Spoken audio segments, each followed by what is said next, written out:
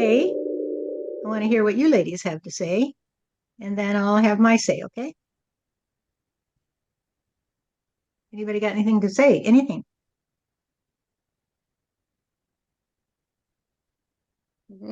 For me, it is just this going on that I don't know. Good questions. That's a good question. What do I need to know? What do I need to know? Hey, Yeah. we've been talking about different things, archaeological things. Now we're on that bent. And Thomas is good with that stuff.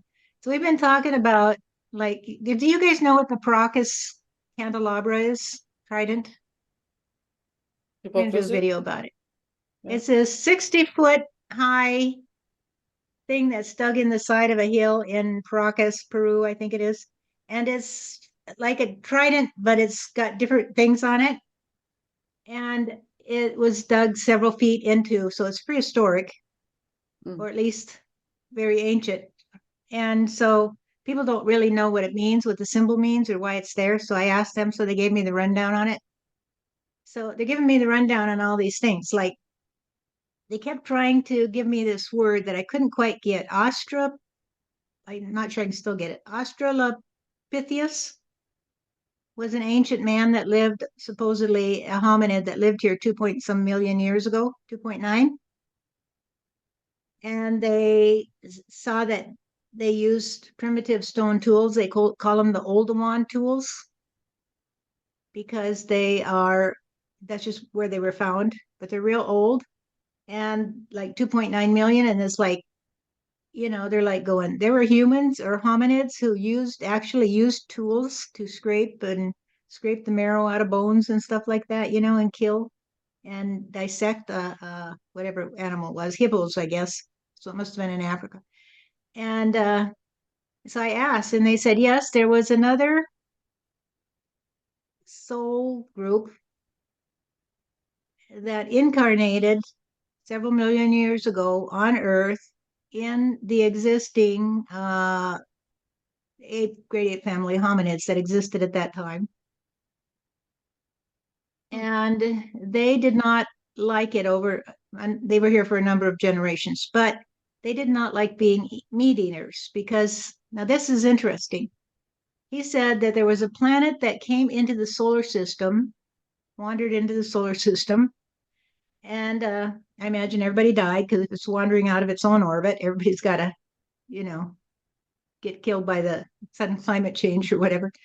And so they died, but they saw that Earth had these hominids on it that are, like apes, I guess, that they could reincarnate in.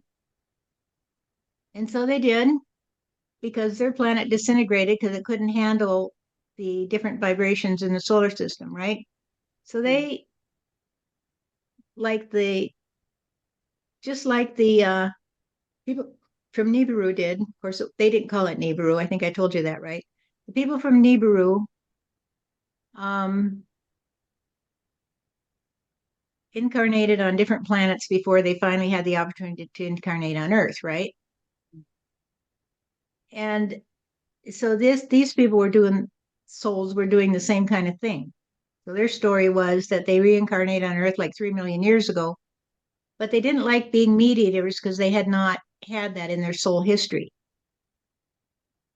And so after a while, I don't know how many generations they were here, they apparently found another place to incarnate and they stopped reproducing here on Earth. So there were no bodies left to incarnate in. And they all migrated to this other planet that fit their particular needs better. That's what they told me. And I said, well, maybe that is part of what some people claim, that Nibiru was an ancient planet that would come into the solar system every 100,000 years or whatever it was. Maybe that's the start of that story. Which doesn't make sense. How could a planet come into our solar system and the people on it survive? That doesn't make any sense at all, right? That it would come and go and then come back. Unless they're saying that the first time it came through, everybody on it died, or else everybody was created on it.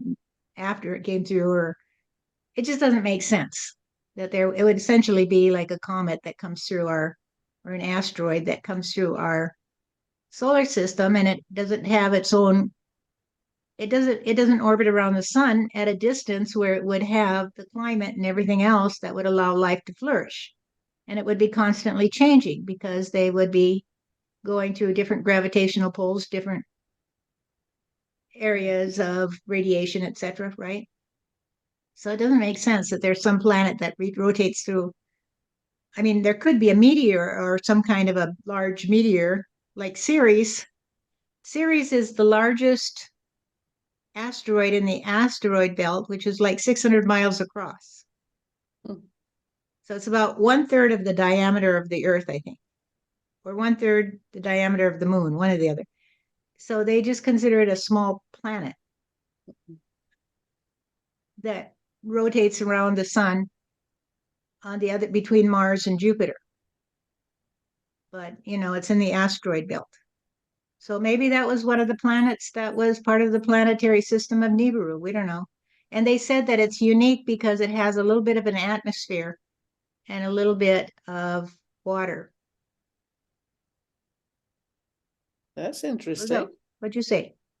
That's I just, when we were looking at Egyptian pictures the other day, I came across a name that was like Ludwig von Beethoven or Stephanie from North Dakota, Osama bin Laden. It looked like it was one name plus a connector sort of name, and then Nebu, Nebu.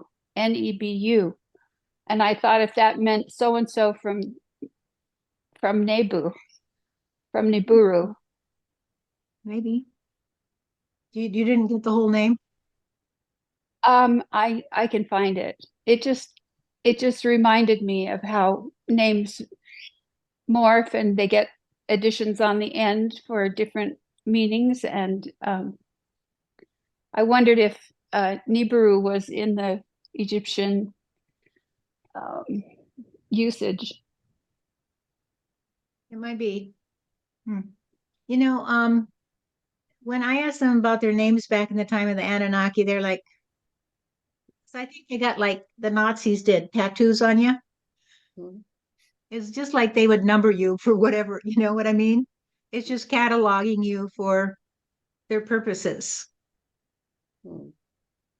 You're Alpha A, you're Alpha 312, whatever. And so they're not too attached to those names. Your drawing was interesting. What? Your drawing was interesting. Well, I'm drawing And it and they're telling me. And then I'd say, tell me now, what's wrong here? You got to move the mouth down. You got to make it more of a fish mouth. They're like, get a picture of a fish because they had fish lips. but And the there eyes bulge was and they go to the side so that their eyes could rotate all the way to the side and they could see sideways. And they didn't Wow. have any eyelashes. They had these brows that would pull down over their eyes so that they could shut out the light. And they had a broad nose and big nostrils, and they had these kind of lumps at the side of their head, but they're over here. They're kind of side here, like where we have cheekbones. I guess they had lumps that went like this. And then they had these round ears, but without the lobes and everything. So just the orifice thing. So that's what I think those people are trying to show when they have those round things beside the heads on those idols. And so they seem to be confusing a lot of stuff. But let's see what Thomas says, because he's pretty astute about all this stuff.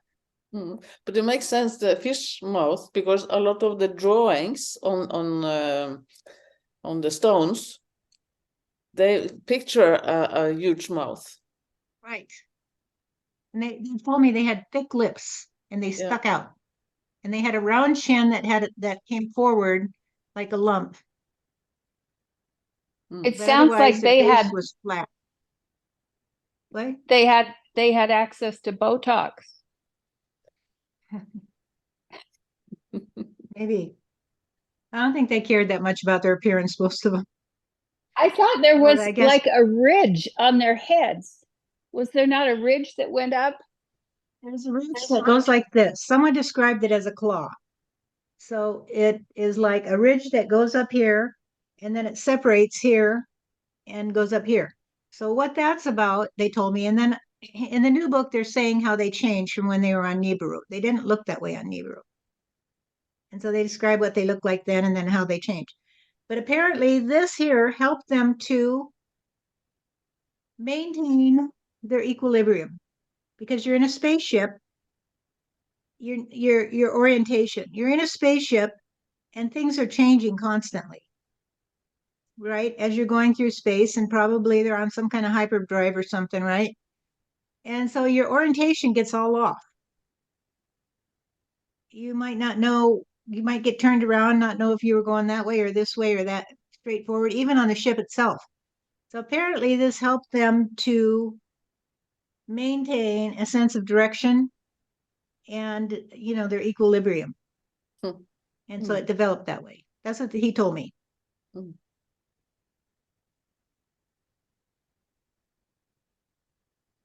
right, Thomas, what do you got to say?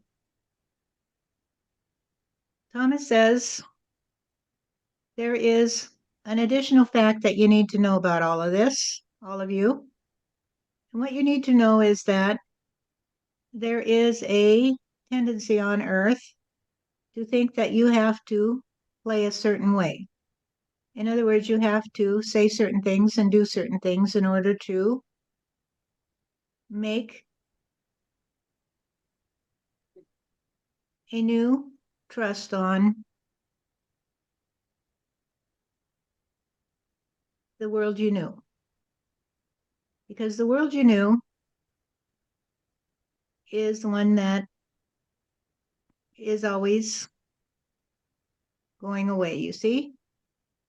So it's like saying that you're always in the present and the past is always fading away. So it's as if you were on that spaceship and you're traveling through the universe, and so you're traveling away from the world you knew, right? And that's how we look at it in terms of space, that you're traveling away from something. And so it's fading away and you can't see it anymore. You turn around and look back and you can't see it. And so if you can wrap your head around this and think of it in the same way, that as you go through time, the old world is also fading away. And therefore, every day you are moving further and further from your original starting point. If you were to say, hey, this is my starting point, of course, it'd have to be kind of arbitrary because your history goes back into infinity. But you're always moving away from the world you knew. So the world you knew when you were a child, etc., you're always moving it away from it. And the more you move away from it, the more you say, hey, I don't know where I am, but I guess this is the way I'm supposed to go. And so you go that way. And pretty soon you come to a day and you say, hey, we've been going this way for a long time, and I don't know where we're going. I honestly don't know where we're going. Where are we going? So I'm going to present that question to you. Do you know where we're going?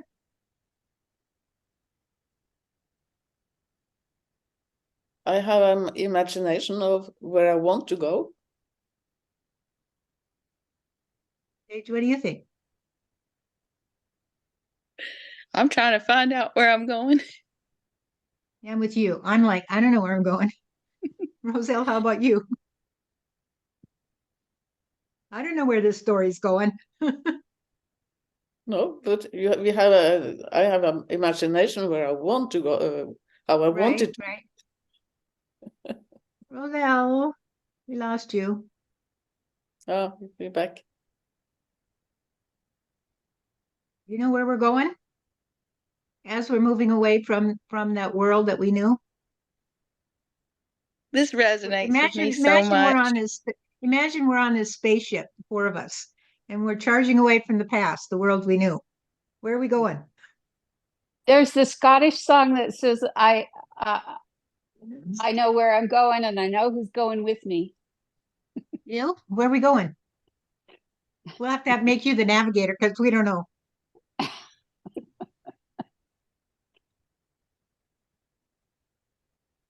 Well, a good point of view, Steph, is that you don't know where we're going. And so you just look for the signs along the way, right? That's pretty much how I do it, Thomas. And you, Sissel, say, hey, I know the way because I can imagine it. I can envision it. So I'm going to go this way. We're looking for this particular destination. And so if we get off track, we'll just have to turn this ship a little bit one way or the other and keep looking until we find it, right? Maybe. That's your imagination, right? Your imagination says, this is where I want to go because it's the way I see it. So I'm going to go that way. And Paige says, I don't know, I'm just along for the ride. And Roselle says, I can steer. I've been this way before.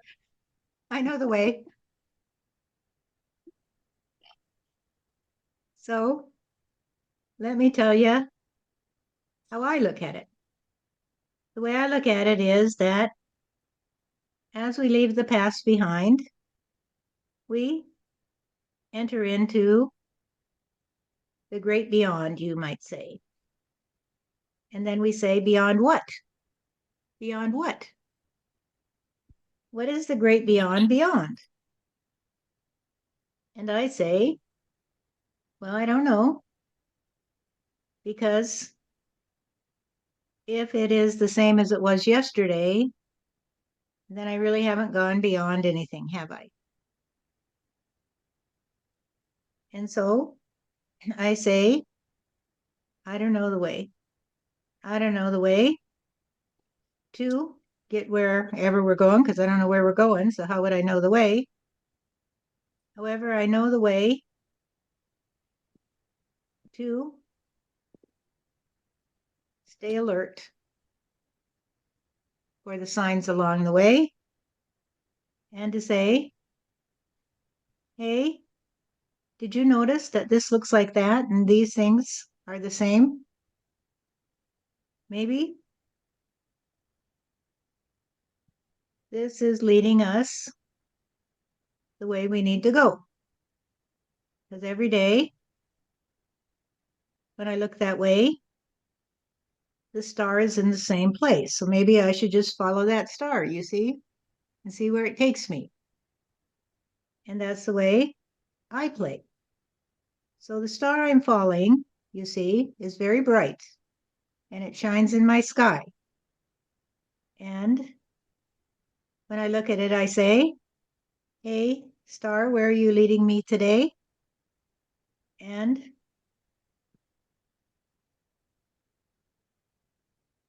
can you help me to know the way? And the star says, okay, I'll help show you the way. And so I say, thank you, star, because as long as I have my navigational tools on board, I can fixate a course according to your position in the sky. And that is how the early sailors navigated, of course, by the position of the stars in the sky. And so they fixed on something so distant that it's just a prick of light in the sky.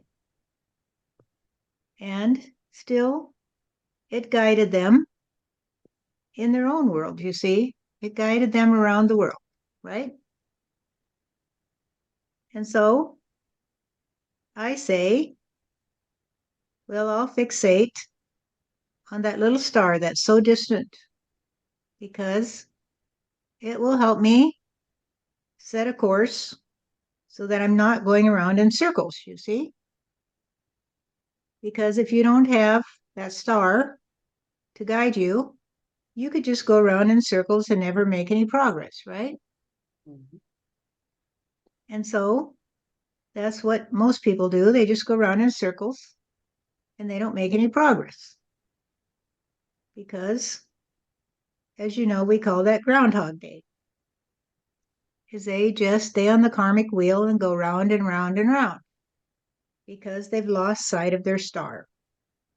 So, what is your star, you might ask me, that guides us as we continue on our way from the world that is fading away?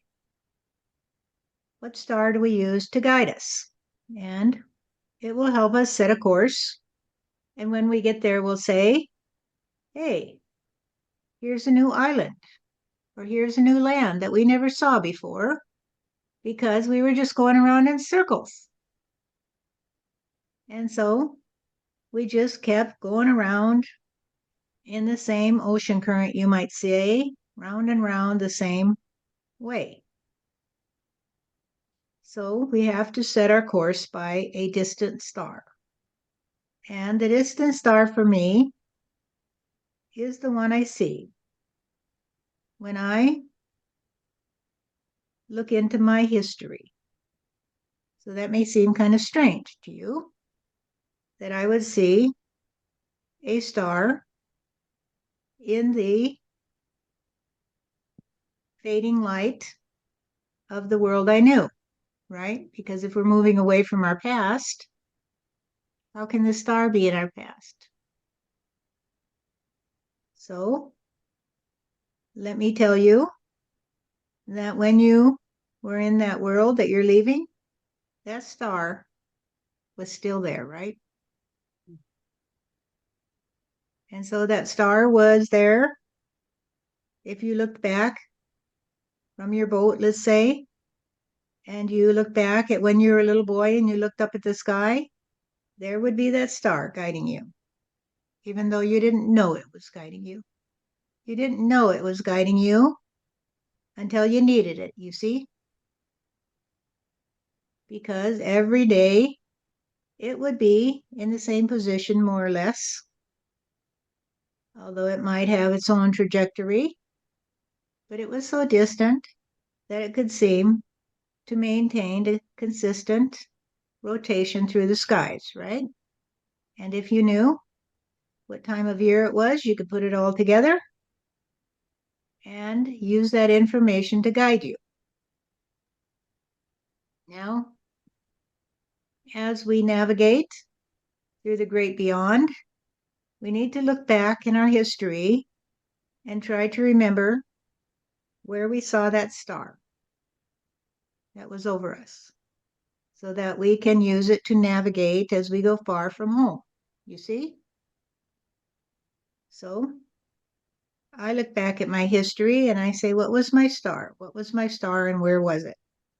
And I see that the star that guided me was the love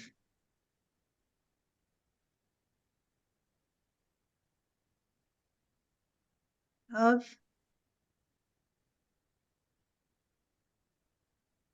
God, you see? Because the love of God is the love of that distant star. Because it is so far away that it can project its light on you wherever you are. And so if you trust on God, then you can say, well, God can project his light wherever I am. If I'm in my current trajectory, but I don't know where I'm going, I can use that distant star to guide me. And I can say, is it in the same place today as it was yesterday? Or am I just going around in circles because I don't care to look for my star? So what do I mean when we say we can use God to guide us? We can say, God, are you there? And if you care, God will say, of course I'm here. because I am guiding you, you see? All you have to do is trust on me. Trust on me to guide you. And you say, I don't even know where I'm going today. And God will say, that's okay, because I'll always be here for you. I'll always be here for you. And as long as you trust on me, you'll always come back to reality. Because reality is the ability to know that wherever you go through time and space, you will never be lost if you trust on that star. It will go with you, you see? Now, this is the same kind of concept of the story that Steph would tell about the little boy in the car looking out the window and watching the moon and saying, why is the moon following us? Why is the moon following us? And his father said, because the moon doesn't want to lose track of you, my dear. It wants to make sure it can light your way. And it doesn't matter how many little kids there are driving down the road looking out the window. The moon is going to follow them all and light their way, right? And that is the way God does play. Doesn't matter how many of you say, God, can you light my way? God will say, of course I can. Because you think I'm far away. But in fact, I am right beside you, you see, in order to light your way. So, for those people who think that God is so impersonal, that God cannot be your personal friend and guide through life, I say to you, look around you and see that God has always been there for you and always will be. You cannot control the trajectory of the moon, you see, from your car. You can't say, hey, God, go away. I don't want you to follow me. You can't say to the moon, hey, moon, go away. I don't want you to follow me. You're not in control of the moon and you're not in control of God, you see. And so God doesn't care what you say about him in the sense that you say, hey, God, go away because I don't even believe in you. Like saying to the moon, I don't believe that you exist. And I don't believe that you can follow me. And the moon says to you, well, I have to do what I have to do, you see. I have to be me. And that's what God says to you. I have to do what I have to do. I have to be me. And my obligation to you, you see, is to be here for you. No matter where you go. I will always be here to guide you. And so, as we leave the old world behind and we move into the new world, reality, God is always here to guide us. And we just have to look up and see God following us and say, we must be going the right way. We must be going the right way. Because at least we're not going around in circles, you see. At least we're not going around in circles. Until the day that we come back to where we started. And then we say, hey, maybe I was going around in circles after all. Because as you know, if you travel around the world, you'll come back to where you started. And this is a story of the Anunnaki. They came back to where they started, you see, because God was guiding them. And it is the story of the other children of Nibiru who eventually found their way back into the same solar system, you see, where they could reincarnate because God was guiding them. And it didn't matter if they trusted on God or not, because the Anunnaki did not trust on God. And the Elohim did. But God guided them both back to where they began, you see, because God said, "Did this look familiar to you?" And they said, "Oh God, yes. It looks a lot like Nibiru. Look at the flora and fauna here. I could close my eyes and breathe the air and think that I was back in my childhood on Nibiru." And the Anunnaki had to say, "Well, we can't stay here because we're not good enough, you see. We're not good enough for this world because we went away and we changed our biology in order to live on our spaceship, you see, where we would go around in circles because we didn't trust on God. And we went around in circles and around in circles because we did not trust on God, you see. And so we didn't ask God to guide us. But God was guiding us all the time because he still followed us when we were going around in circles. And he did say, "Hey, people, I'm up here. Look at me. And maybe you can find another trajectory because you keep going around in circles over and over and over again." And that's what happened to the Anunnaki, because when they cloned themselves and shifted their consciousness into the cloned body, they just kept going around and around in circles because they thought they could defeat death, you see. And all they did was become the living dead who were controlled by their spaceship. However, in the end, God guided them both groups, back together, you see.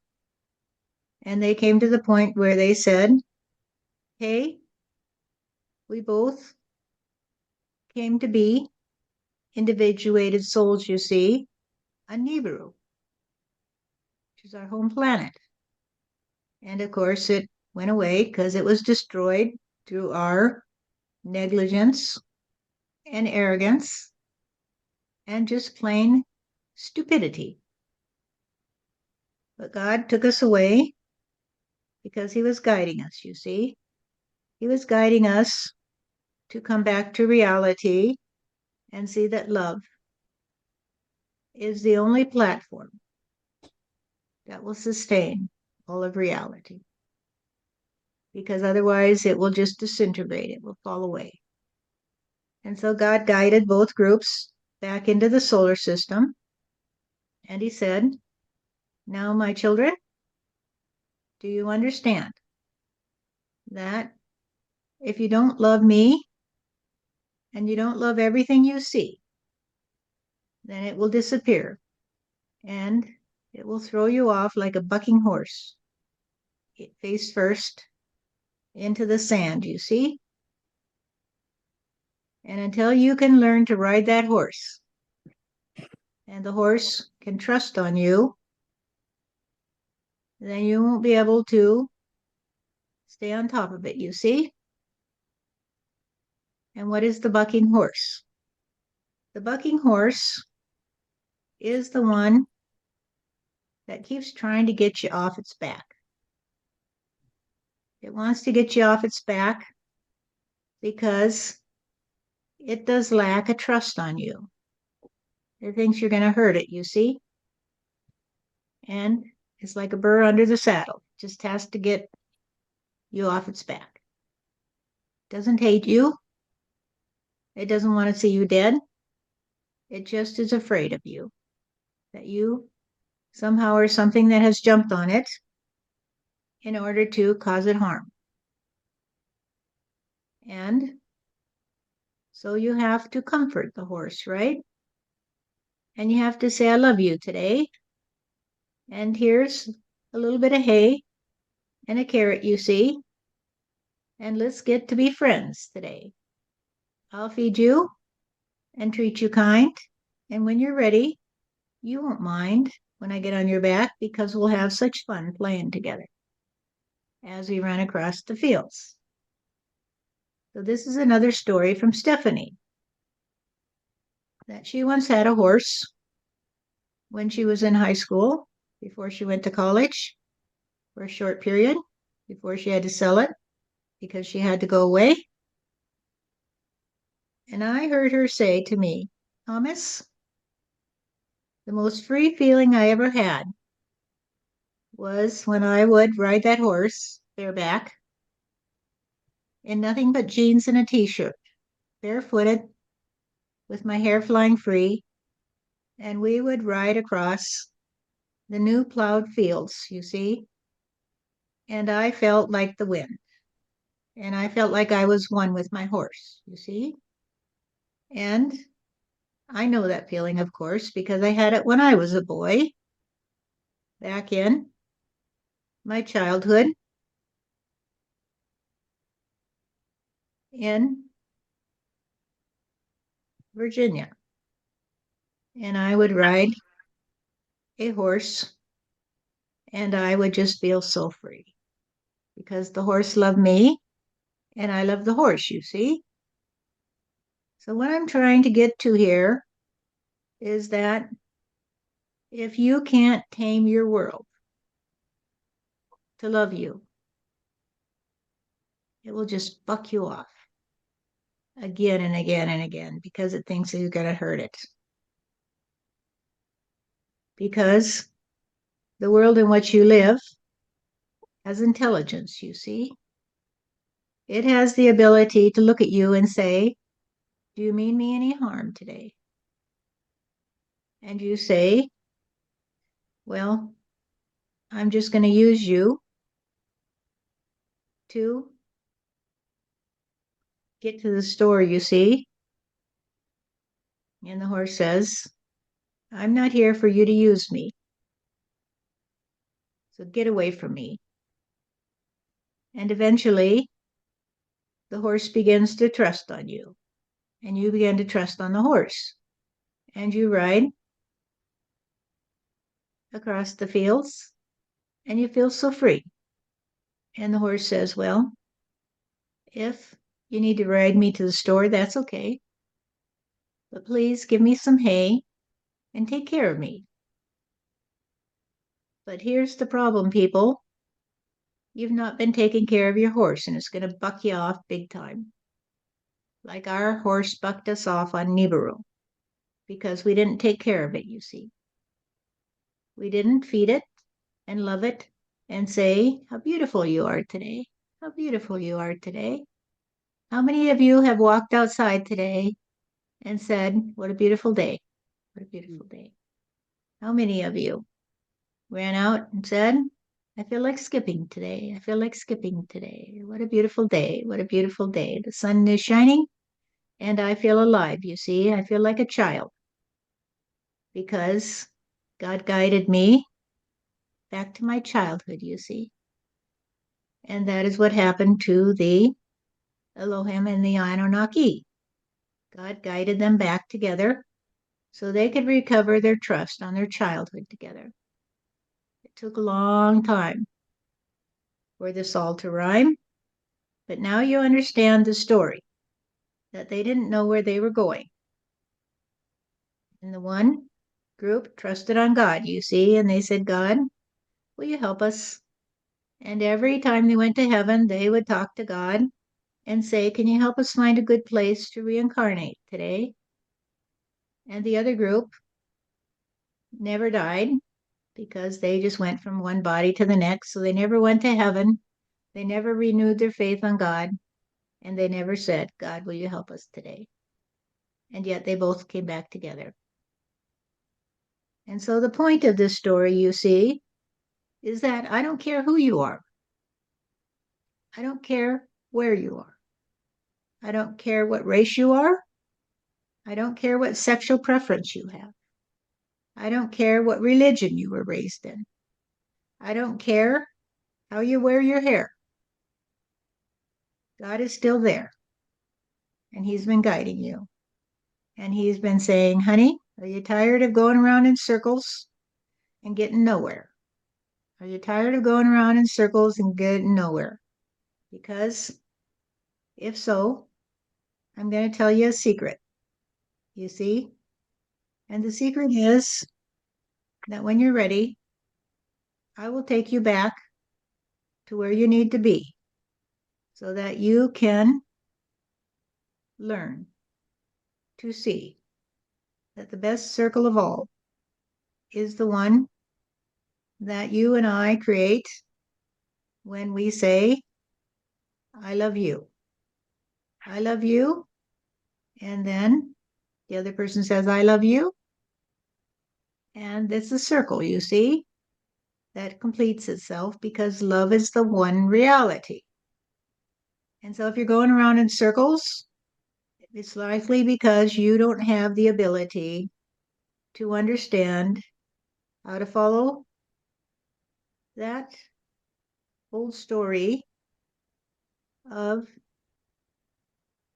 your beginnings, you see, because you're all a child of the light. And the children of the light will delight in being free of anxiety. So, how do you get free of anxiety? You go to God and you say, God, can we have a chat today? Can we have a chat today? And God says, of course we can, my dear.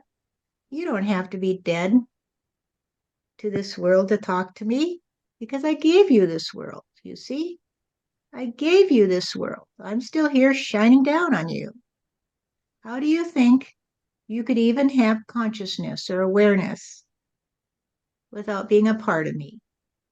Because I am the one great I am, you see? And you're all a part of me.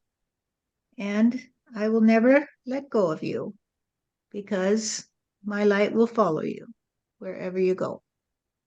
So I'm going to pause here and see what you think of this little tale that I told you and that hopefully others will hear and they will say, God, you're dear to me.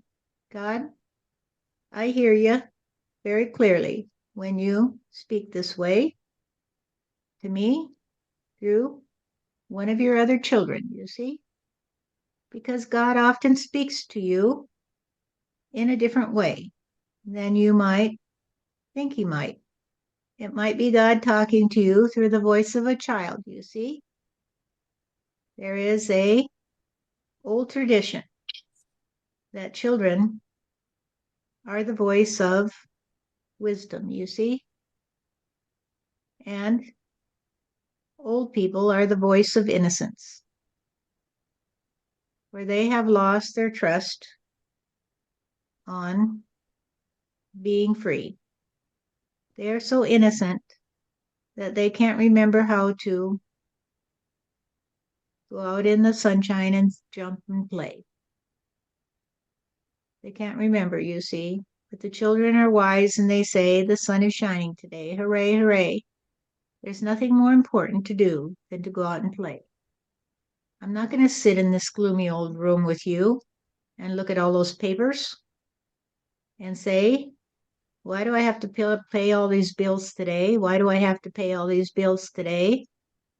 What's wrong with so-and-so that they would say something to me that I don't like? How did I ever get into this world, you see? I hate it. I hate it. I hate this world. And so the old people are so innocent that they have forgotten how to play. And the children are so wise that they know the way. So I'm going to stop here a minute and see what you think of all of this.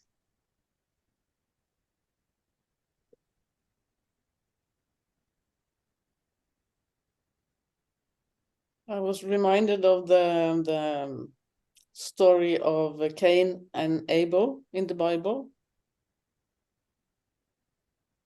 Do you know it?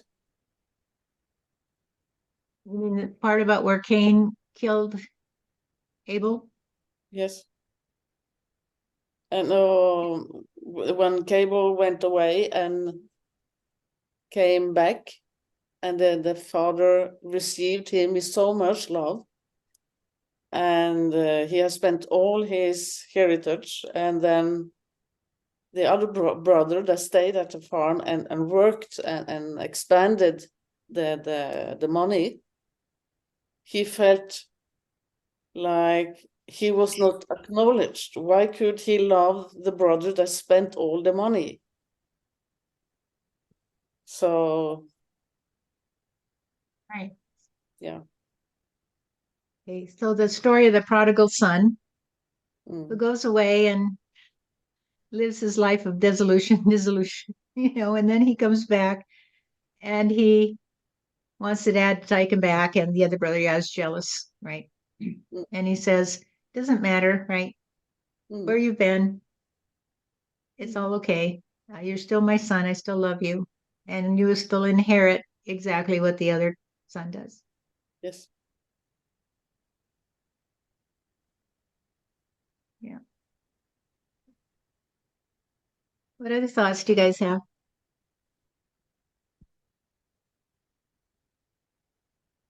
Well, as we get older, we're told to put away childish things, but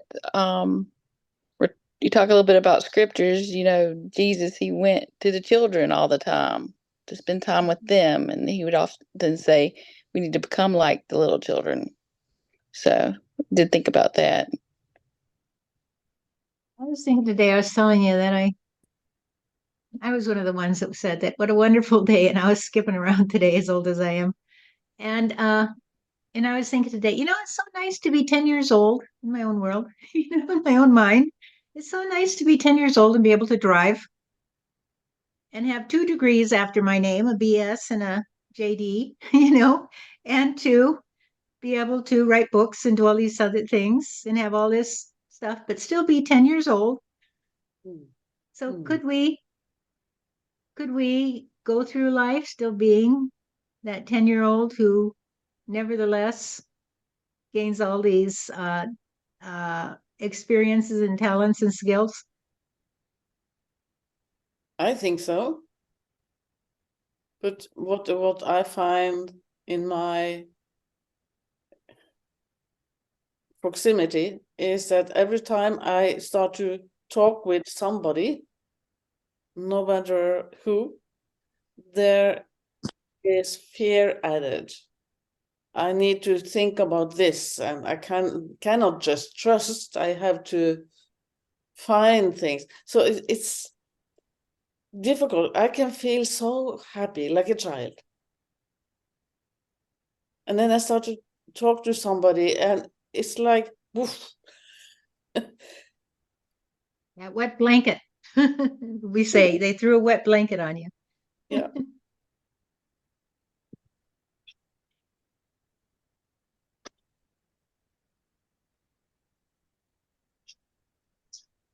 That's Roselle. I don't know if you can hear me.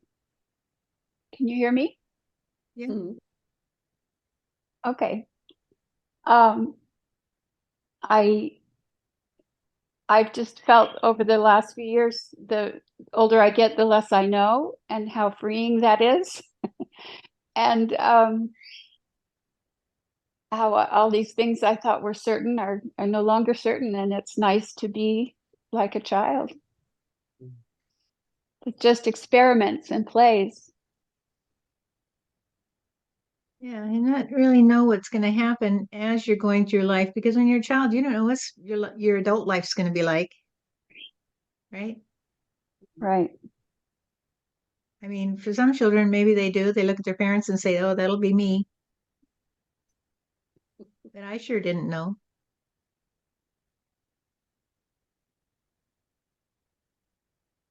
I have contemplated in this feeling of being a little child. What is different from being a child from what I have been used to being an adult and having all these responsibilities? And it's very freeing. It is. I have to tell you a story of something that happened years ago. As a young mother, I had 3 kids, I had just had this powerful experience. I was 28 years old, and I had a boy that was 5, I think, or 4 years old, and one that was 2. And then I had my niece who lived with us, and she was like 10, 9 or something, maybe 9, 8 or 9. And after I had this one experience when I was 28 that have put out a video about and stuff that changed my life, like we were talking about that, Sissel, last week or something. And what I came back, I was so free. The only way I could say it. I was fearless. And but I would talk to the kids. And so I would say, okay, so when we're going to read a book, I'd say, okay, I'm not just going to sit here and read this book to you. I'm going to look at it with fresh eyes. And so it became as fascinating to me as it was to them. And I would get down and I would listen to them when they were talking to me. And I'm going to say it took about 2 days before my 2-year-old was completely transformed. He was so confident, so amazing. It was just amazing to watch. It took maybe it didn't even take that long. It took a few more days for my 4-year-old and maybe a week for the 9-year-old. And all of a sudden they were just like they blossomed. They were so happy and they were so free and they were so confident. And I can remember even we went home to Christmas shortly after that. And in fact, my sister talks about this in one of the books, but the kids were so well behaved and so confident and so just unusually clear in the way they handled themselves that everybody was commenting on it. However, I couldn't maintain it. It was a temporary state for me because I had all these pressures at the time going on about, well, for one thing, I had to take the bar exam and I had to find work and I had to do all this and I was divorced and just getting divorced and I had all these kinds of things going on. And so I couldn't maintain this state, but still they did pretty well. And then one day when my older son was 5, he went to kindergarten and they would take a little thermos of milk and for their snack time. And so I gave him his milk and everything and he snack and he went to school and he came home in tears. He's 5, and he says, the kids all laughed at me because I spilled my milk. And he refused to take milk to school again after that. You just could not convince him to take a drink to school. And it was so traumatic at the age that he was at to have these kids laugh at him. And and other issues began to come up. And I began to see that they were so happy in the way that we were just between us that it was totally unexpected to them. They couldn't figure out why everybody was making fun of them. He couldn't figure it out because he hadn't experienced that. And so it was so traumatic to him. Whereas if you trained your kids early that life is shit, you might as well get used to it, maybe it wouldn't be so traumatic for them. And he had a really hard time. He could even talk about that, Robert, but he had a really tough time navigating childhood because of the way people behaved in his world. So I'm not sure. So I was like, maybe I made a mistake in the way I treated them when they were young, because they were like, how would you say that? They were like sitting ducks. And so that's something I don't know. I don't know what the answer is to that. Maybe somebody has the answer to that as we move forward. Do you allow your kids to grow up feeling so confident, happy, free, that they live in a safe world, where people actually listen to them? And then when they hit the fan, it's doubly traumatic because they're not prepared. I don't know what the answer is. As I see it, we cannot allow not to be free and happy in this world. So it's more about getting more and more conscious of how we can help the children to stay free and happy and not adopt the children from childhood to be conform and Well, what do you do as a parent when you're trying to raise kids that way? And then they, even if you homeschool them, eventually they're going to have to hit society. that It could has be to very be. traumatic to them if they are not expecting it. Mm. And isn't it that we try to be more and more conscious of what we are doing to the kids? As parents. No, the society. But what could I have done different for my kids? You couldn't, as I see it, you couldn't done anything different. I don't know. Maybe I could have said, hey, you're going to go out in the world and people are going to they're going to laugh at you. They're going to mock you. They're going to be cruel to you. And, they're going to treat you as if you're worthless. They're going to make you a number when you're in school. They don't give a shit how intelligent you are. All they care about is that they get their paycheck, which is, I worked in the school. I know how that works. I saw it. All they care is what they're having for supper that night. I'm not saying that there aren't teachers who care, but I'm saying that their mindset is so shaped by society that they're not going to see what they're doing to this kid as they in their regimented training. Yeah. I mean, I went through the school system, but it was back in the 60s and stuff, but it hasn't changed much, maybe worse, because the schools were a little smaller and people were a little more personal. And they didn't teach to the test when I was in school. They did not teach to the test. Like we have to teach you to the standardized test because we have to hit a certain score.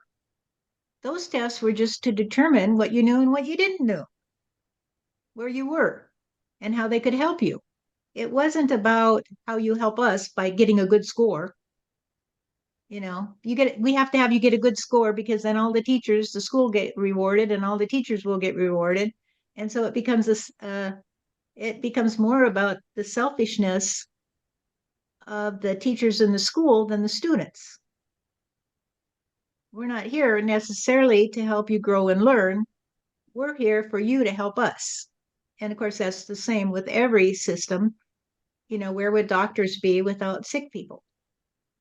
Where would the pharmaceutical company be without people that buy their drugs? And my experience with the school system in Anchorage in the 90s was, well, with school system with my kids all through was horrible, but it was just so irrational. But in the 90s, and trying to create that school, was that they would stoop to no ends to destroy anything that threatened their power. They would do illegal and illicit things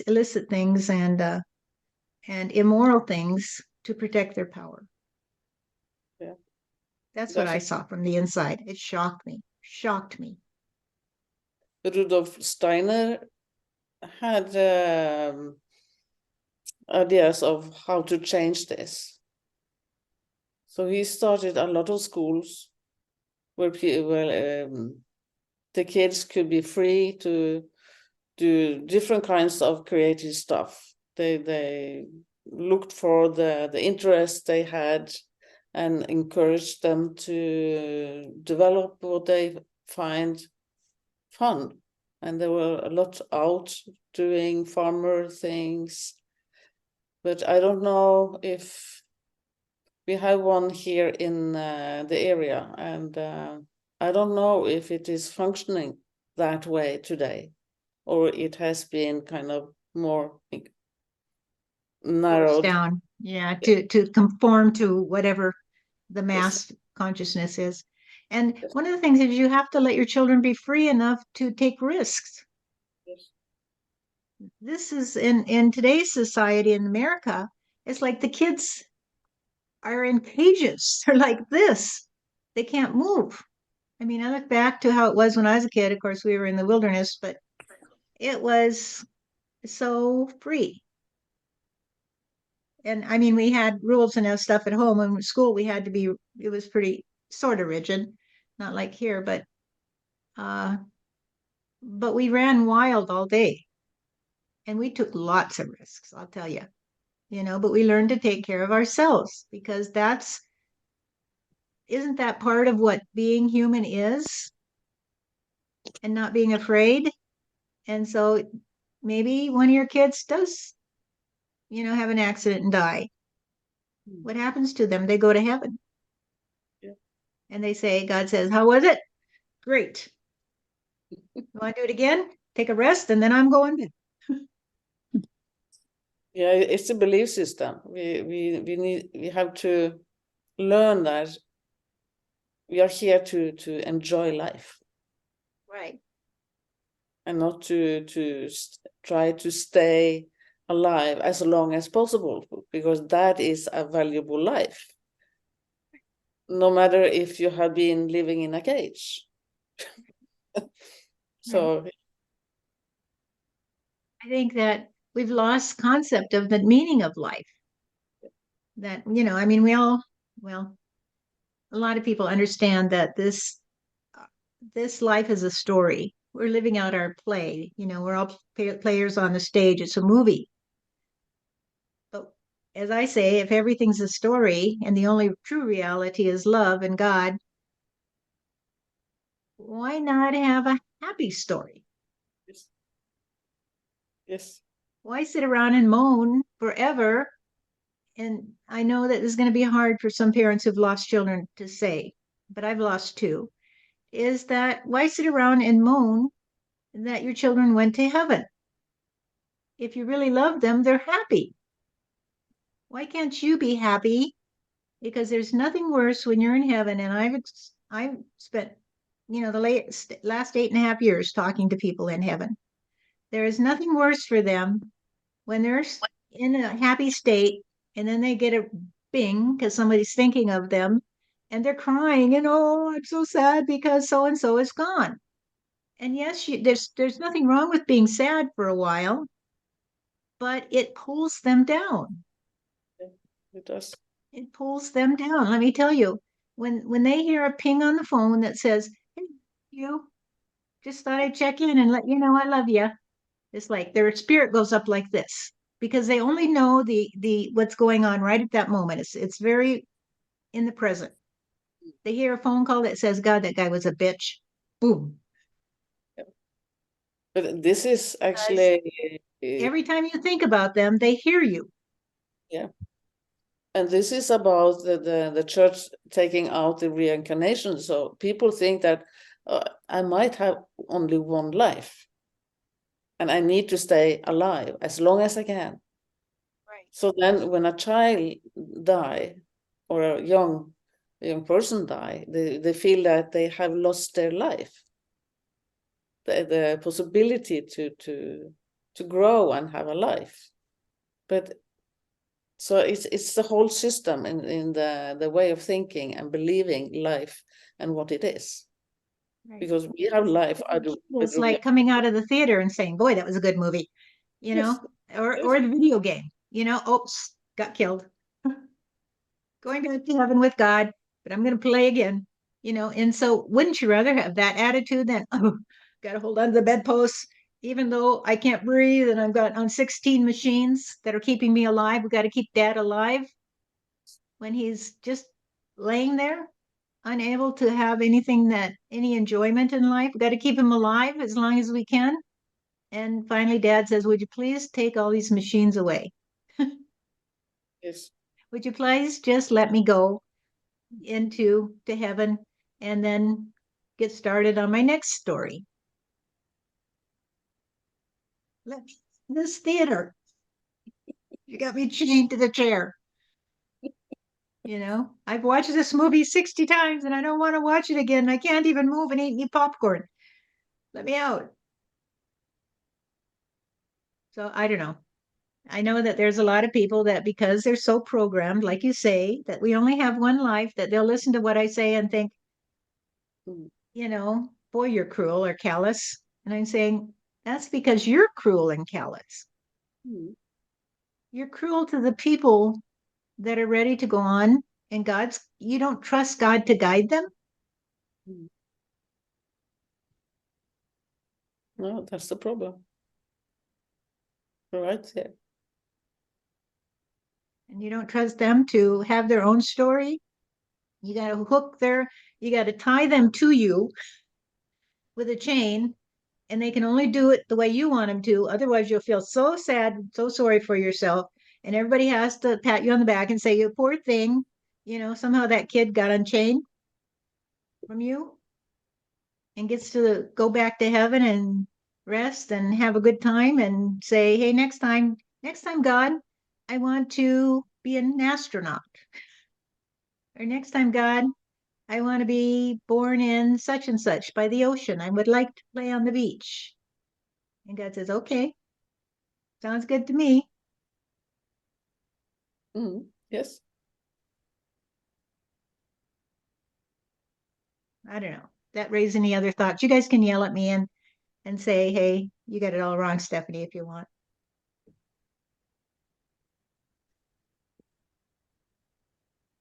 I'm not attached to it. Okay, let's see whatever we got here.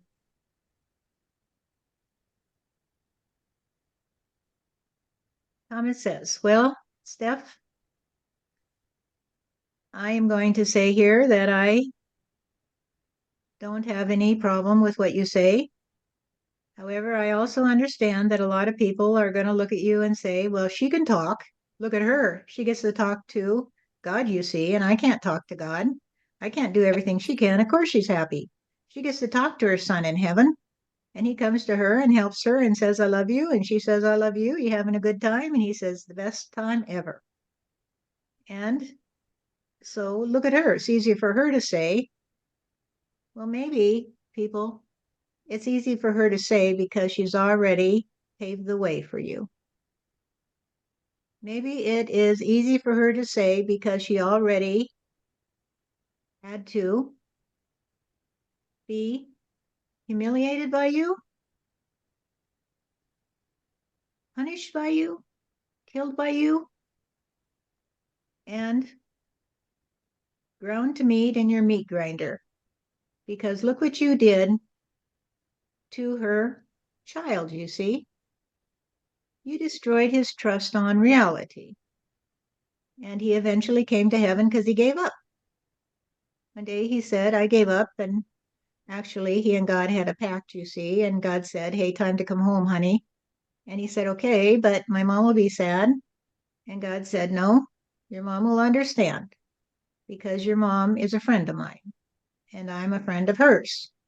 So just come home and it'll be okay. And you can stay here and be here when she has more time to connect with us because at the time, Stephanie was very, very busy, extremely busy. She hardly had time during her day to sit down and say, phew, what a hard day. And so it all worked out okay. But if you think that you can skip over all the parts that involve learning to play your part and come and talk to God, then boohoo for you, because it isn't going to work that way. You can't skip any steps, people. You can't go from being a 3-year-old to being a 55 and skip all the parts where you get married and have kids and they die and etc. You got to go through the steps until you too come back to the ability to say, hey, God, I like it this way. Hey, God, I'm your friend today, and will you talk to me? And so, with that said, God is here to have, and He has something to say. God wants you to know that He will never talk to you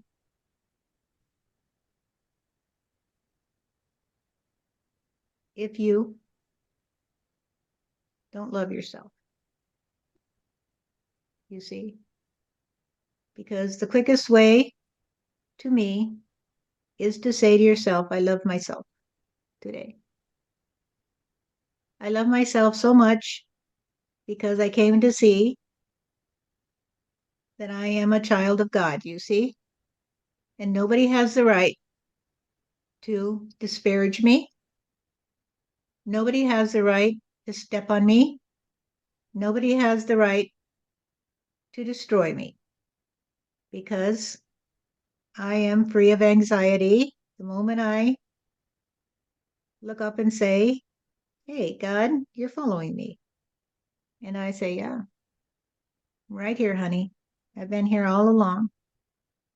And you say, well, I guess I got it wrong because I thought you were dead.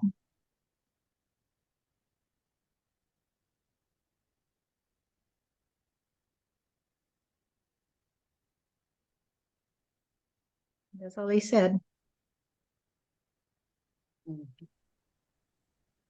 That is very, very well said.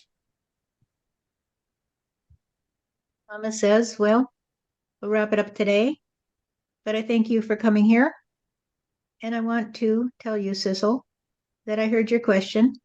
And I just want to say that I can't give you a timetable exactly because I only see the energy that builds up, you see? And I can't tell you when it's going to blow. And I can't tell you if God might say, hey, there's another way. There's another way.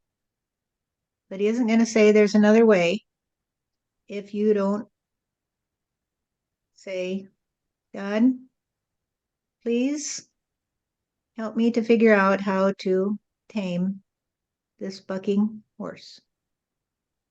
So we can play together, you see? And I don't land face first in the dirt. Please help me to learn to play in a happy way.